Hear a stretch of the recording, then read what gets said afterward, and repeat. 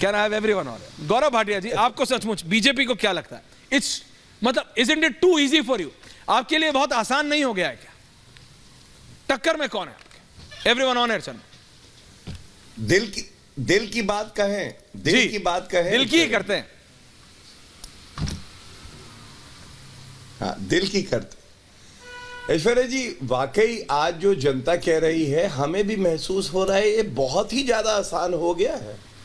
हम तो कह रहे हैं एनडीए 400 पार ऐसा ना हो कि कीर्तिमान बने और 425 पार हो जाए। और उसकी वजह मैं आपको अभी आपके चैनल पे ही बताता हूं। आज राहुल गांधी ने पर्चा भरा है, नामांकन भरा है वायनाड से। और आपको मालूम है गजब की बात क्या है, जो कोई नहीं बता पाएगा यहां की ऐसा क्यों है। समन्वय ही नहीं है घमंडिया में। एनी राजा जो है वो डी राजा की धर्म पत्नी है और उन्होंने भी पर्चा भर दिया है लेफ्ट से। अब आप मुझे ये बताइए, डी राजा तो उस दिन मैदान पे समर्थन दे रहे थे अरविंद केजरीवाल को। मतलब राहुल गांधी जनता को ठगते हैं और राहुल गांधी को किसी ने ठगा है तो उसका नाम लेफ्ट है, तभी वो लेफ्ट आउट है। दूसरी बात, राहुल गांधी के आप बचकाना बयान देखिए, बड़ी जिम्मेदारी से कह रहा हूं और थोड़े मैं ऐसे शब्दों का प्रयोग करूंगा जो ज्यादा घाव ना कर दे, वरना लोग व्यथित हो जाते हैं। राहुल गांधी ने क्या कहा? राहुल गांधी ने कहा अगर तीसरी बार भारतीय जनता पार्टी जीती और नरेंद्र मोदी जी प्रधानमंत्री बने तो देश में आग लग जाएगी। मैं बड़ी जिम्मेदारी से आपसे पूछना चाहता हूं ऐश्वर्या जी, मान लीजिए चुनाव आते हैं, एक पार्टी जीतती है, एक हारती है, देश में भारत में आग लग जाएगी। अरे कोई माइका लाल नहीं है कि भारत में आग लगा सके। हाँ, 1984 के सिख दंगों में हमारे भाइयों को, सिखों को टायर डाल डाल के जलाया जरूर था, आग लगाई जरूर थी आपने। लेकिन ये नरेंद्र मोदी जी की सरकार है। सोनिया गांधी सोचती है कि वो है मिट्टी का तेल और राहुल गांधी माचिस, दोनों मिलेंगे आग लगा देंगे। लेकिन भैया ऐसा होने वाला नहीं है। तीसरी बात, आग पे ही याद करिए, दिल्ली में सीए का विरोध करते हुए तब भी सोनिया गांधी ने वक्तव्य दिया था ये आर पार की लड़ाई है, और उसके बाद 50 हमारे नागरिक निर्दोष मारे गए थे। ये बार बार आग लग जाएगी, संविधान खतरे में है। नहीं, आग नहीं लगेगी। आग नहीं लगी है बस्ती में, कांग्रेस के राहुल गांधी मस्ती में, वहां आग लगी है। और मैं एक बात और कहूंगा, संविधान को नष्ट करने वाले कौन थे? इंदिरा गांधी थी, आपातकाल लगाया। 1976 में 42nd अमेंडमेंट लाए ऐश्वर्या जी। आपको मालूम है उन्होंने क्या संशोधन किया? उन्होंने कहा अगर आपातकाल लगा है तो आम नागरिकों के पास मूल अधिकार भी नहीं है। और सर्वोच्च न्यायालय ने उसके बाद जो किया हमने देखा। आज मैं इतना ही कहूंगा, संविधान के सबसे बड़े भक्षक कोई है तो वो कांग्रेस पार्टी के राहुल गांधी है, और रक्षक कोई है तो आदरणीय प्रधानमंत्री श्री नरेंद्र मोदी जी। नहीं, मैं अब विपक्ष के पास आ रहा हूं। रत्नाकर त्रिपाठी जी, पहले आपके पास। काका जी आ रहा हूं। काका जी बहुत मुस्कुरा रहे हैं। काका जी, अखिलेश जी भी थे यहाँ, और मैं आपको एक बहुत सूत्रों के मुताबिक नहीं, क्योंकि कंफर्म्ड है, लेकिन तब भी बता रहा हूं, अखिलेश यादव ने अपने स्वर्गीय पिताजी के एक बहुत करीबी मित्र को फोन करके बोला, मैं आपको बता रहा हूं, आप चेक कर लीजिएगा, कि क्या प्रियंका गांधी वाड्रा हमसे भी बड़ी नेत्री है, हमसे भी बड़ी नेता है, कि हमारे बाद बुलवाया जा रहा है उनको। मैं आपको फ्रैंकली बता रहा हूं, डबल चेक नहीं, 4 गुना चेक, क्योंकि जिनसे बात की उनसे मेरी खुद बात। सबको समझ आ रहा है कि क्या हो रहा है, सबको समझ आ रहा है। लेकिन रत्नाकर त्रिपाठी जी, कांग्रेस को अब समझ जाना चाहिए कि Congress is no more the big brother.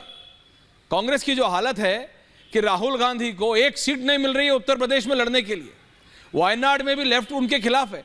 आप हालत तो देखिए त्रिपाठी जी क्या हो रही है।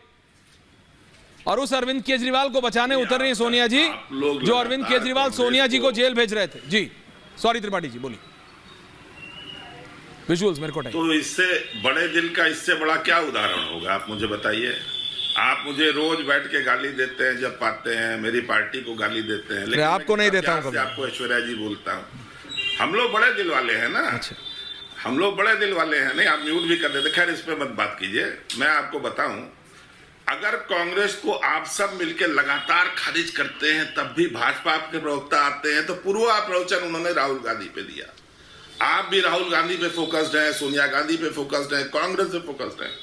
अगर कांग्रेस जो है इररिलेवेंट है, उसकी उपयोगिता नहीं है, तो काहे लिए परेशान है आप लोग?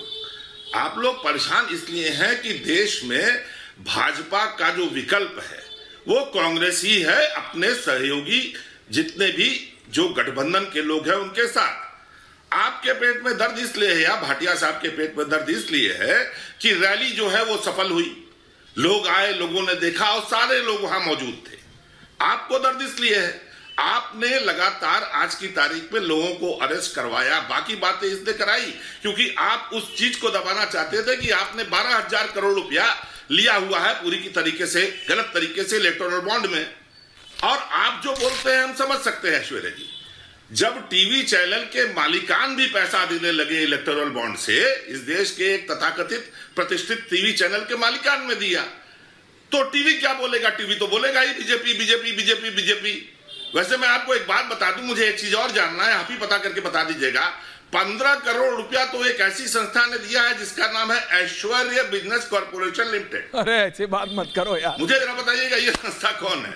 मैं तब से बहुत परेशान हूँ। अच्छा, अरे सीरियसली बता रहा हूँ, देख लीजिएगा, ऐश्वर्य business corporation limited. Tripathi ji, और एक टीवी इतना चैनल पैसा होता ना तो आराम से बैठ के सुनिए। त्रिपाठी जी, अगर इतना पैसा सचमुच होता ना और वो भी देने के लिए, तो आराम से तकिए पे बैठ के मैं भी रिमोट हिला के आराम से बैठा होता गुरुजी। ठीक है, नहीं बट आपका पॉइंट ठीक है भाई। भैया देखिए, ऐश्वर्या एक थोड़ी देर में नहीं, मैं आपका पॉइंट समझ रहा हूँ, मैं आपका नहीं आ रहा हूँ गौरव, एवरीवन ऑन है। चलिए, आपने पॉइंट अभी तक इस चैनल पे डिस्कस नहीं किया कि इनके कद्दावर नेता पूर्व मुख्यमंत्री 82 साल के जो येदियुरप्पा हैं, वो 16 मार्च को 14 साल की लड़की के साथ गलत काम करने में उनके ऊपर पॉक्सो लगा है। तो वो लड़की जो येदियुरप्पा के पास मां के साथ गई थी ये कहने के लिए कि मेरे साथ माफी नहीं होनी चाहिए ऐसे लोगों के लिए, किसी भी पार्टी में हो। मेरा पॉइंट क्लियर है, माफी नहीं होनी चाहिए। Tripathi ji point taken. आम आदमी पार्टी के पास जा रहा हूं, ओपनिंग कमेंट से गौरव जी। राजेश गुप्ता जी, राजेश गुप्ता जी, जिन सबको अरविंद केजरीवाल जेल में डालना चाहते थे वो सब एक साथ हुए हैं अरविंद केजरीवाल को जेल से बाहर निकालने के लिए, है? अगर ये आयरॉनिकल नहीं है तो क्या है साहब जी? मेरे को देखो, आयरॉनिकल तो अब आप जानते हैं ये नेशनल करप्ट पार्टी को अपने साथ में लेके डिप्टी सीएम बना देना वो है। आयरॉनिकल तो ये है कि इनकी बुद्धि खराब हो गई है। नीतीश कुमार जी को ये कहना विधानसभा के बयान पे डीएनए ही खराब है, फिर उनको अपनी पार्टी में लेना ये है।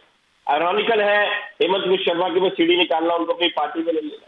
तो आयरॉनिकल राजनीति मतलब मुझे लगता है कि जितना भाजपा ने करा है इतना कोई नहीं कर सकता। 400 पार जब जा रहे हैं उसके बाद में पता नहीं किस किस को, जिन्होंने पारित पी इनको गालियां दी, जिन्होंने सीता माता को टेस्ट ट्यूब बेबी कहा उनकी पार्टी में, जिन्होंने सीता माता को कहा कि रामचंद्र जी को कहा कि वो तो दशरथ के पुत्र ही नहीं थे उनकी पार्टी के अंदर, जिनको ये कहते हैं कि हनुमान जी जाट है, मुसलमान है, वो इनकी पार्टी के अंदर मंत्री बने हुए। तो आयरॉनिकल्स बहुत सारी चीजें हैं।